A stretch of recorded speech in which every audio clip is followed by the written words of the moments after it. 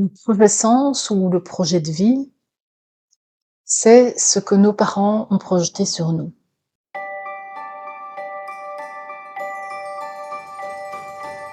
Ce que votre maman vous attendait, peut-être qu'elle avait envie d'avoir un petit garçon, peut-être qu'elle avait envie d'avoir une petite fille, peut-être des jumeaux, des jumelles ou des faux jumeaux, un de chaque. Pareil pour votre papa, il avait des attentes sur ce bébé, il a projeté des choses sur ce bébé. Vos parents, mais aussi vos grands-parents, vos frères et sœurs, vos tantes, vos oncles, toute la famille a projeté des choses sur ce bébé à naître et tous ces projets vont donner du sens à la vie de ce bébé. Ils vont lui donner sa raison de vivre, ils vont lui donner sa place dans la famille, sa place dans la généalogie. Alors évidemment, le plus puissant, ça va être le projet des parents, de la maman et du papa, bien sûr. Et souvent, la partie la plus puissante du projet pour l'enfant, ça va être la partie inconsciente. Donc, toute notre vie, notre métier, notre couple, nos enfants, tout va être dirigé, programmé, conditionné par ce que nos parents ont projeté sur nous. Quel métier ils avaient envie qu'on fasse, comment ils avaient envie qu'on soit, est-ce qu'on soit un enfant calme ou un enfant fort, un enfant dynamique, sociable ou au contraire solitaire. Tout ce qu'ils ont projeté, c'est ce que vous allez exprimer en tant qu'enfant. Donc, posez-vous la question: quel est mon projet de vie? Qu'est-ce que mes parents voulaient pour moi? Qu'est-ce qu'ils vivaient au moment de ma conception, au moment de la grossesse, au moment de la naissance? Pourquoi est-ce que mes parents m'ont fait? Pourquoi est-ce qu'ils m'ont créé? Certains parents font un enfant pour que l'aîné ait un petit frère ou une petite sœur pour jouer avec lui. Donc, finalement, le projet, c'est d'être le copain de jeu de l'enfant aîné, d'avoir toujours la deuxième place. D'autres vont faire un enfant pour avoir un bâton de vieillesse, pour s'occuper d'eux quand ils seront plus vieux, par exemple. D'autres vont faire un enfant pour, reprendre la succession. Ça peut être un notaire, un avocat, un médecin, ou d'autres raisons. Ou pour être sûr d'avoir des petits-enfants plus tard. Chacun a un projet. On fait rarement un enfant juste pour l'enfant. Consciemment peut-être, mais inconsciemment, on projette tous des choses sur nos enfants. Et donc, quoi est-ce que ces parents nous ont programmés? Quelles sont les conséquences sur ma vie de ce que mes parents ont projeté sur moi? Et est-ce que j'ose dévier de ces projets? Imaginons que mon père est médecin, il veut que je reprenne la relève quand il sera pensionné, que je travaille avec lui tout un temps et puis que je reprenne le cabinet. Et puis moi, j'ai pas envie d'être médecin. J'ai envie d'être, menuisier ou avocat ou boulanger.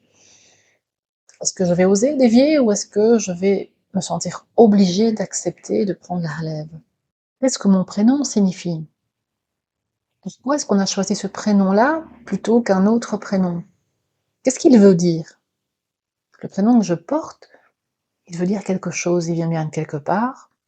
La base, l'étymologie du prénom veut dire quelque chose. Ça va avoir une influence directe sur ma vie, mais aussi, ce qui va avoir encore plus d'influence, c'est qu'est-ce que ce prénom représente pour mes parents? Est-ce que ce prénom fait de moi un enfant de remplacement parce que c'est le prénom de quelqu'un qui est mort et inconsciemment mes parents me demandent de prendre la place de ce quelqu'un? Qui a choisi ce prénom? Peut-être que c'est ni maman ni papa, mais que c'est un grand-parent, une sœur aînée, une tante, un oncle. Et quel impact ça a sur ma vie? Qui a porté ce prénom avant moi? Qu'est-ce que ce prénom représente dans la famille? Et donc c'est toutes ces questions qui sont intéressantes de se poser pour se dire: «Mais finalement, quelle énergie je véhicule? Quelle énergie j'ai pris? Qu'est-ce que mes parents ont projeté sur moi et que j'exprime aujourd'hui, maintenant?» et qui m'empêche d'être libre et de faire ce que je veux. Est-ce que l'enfant va exprimer ce que les parents ont vécu, le vécu parental? Le lien est pas toujours évident. Alors je me rappelle d'un petit garçon qui se battait à l'école. Il était super agressif, pour un rien, il commençait à frapper tout le monde et sa maman est venue me consulter. Alors ce qui s'est passé, c'est que pendant que sa maman l'attendait, on a voulu l'obliger à avorter. Elle a refusé et elle s'est battue contre le monde entier, en tout cas dans son ressenti, pour garder cet enfant en vie, pour ne pas avorter. Et donc ce petit garçon exprimait le vécu de sa maman, il se battait contre le monde entier, il se battait contre tout le monde pour rester en vie. C'était une question de survie, c'est le message qu'il avait reçu pendant la grossesse, c'est: «Je dois me battre pour être en vie». Puisque si sa maman ne se battait pas, elle avortait, il mourait. Et donc lui reproduisait ça. Une fois que ça a été compris, que ça a été déprogrammé, ça a été terminé, il est revenu au calme. Et donc nous exprimons comme ça tout le vécu parental. Toutes ces choses qui se sont passées pendant la grossesse, elles sont encodées dans nos cellules puisque nous avons été construits dans cette énergie. Donc elle fait vraiment partie de nos gènes, de nos cellules, c'est vraiment ancré et nous allons l'exprimer dans tous les domaines de notre vie. Donc, essayez de conscientiser un maximum, posez les questions à vos parents tant que vous pouvez le faire, à vos tantes, à vos grands-parents, à tous ceux qui ont les informations. Qu'est-ce qui s'est passé pendant la grossesse? Qu'est-ce que maman a vécu? Qu'est-ce que papa a vécu? Qu'est-ce que les frères et sœurs ont vécu? Qu'est-ce qui s'est passé dans le monde? Il est évident que les bébés qui sont nés à la période du Covid auront certainement un vécu, un programme un petit peu différent de ceux qui sont nés juste avant et juste après. Un peu comme les enfants pendant la guerre ou après la guerre ou avant la guerre. L'énergie est totalement différente évidemment.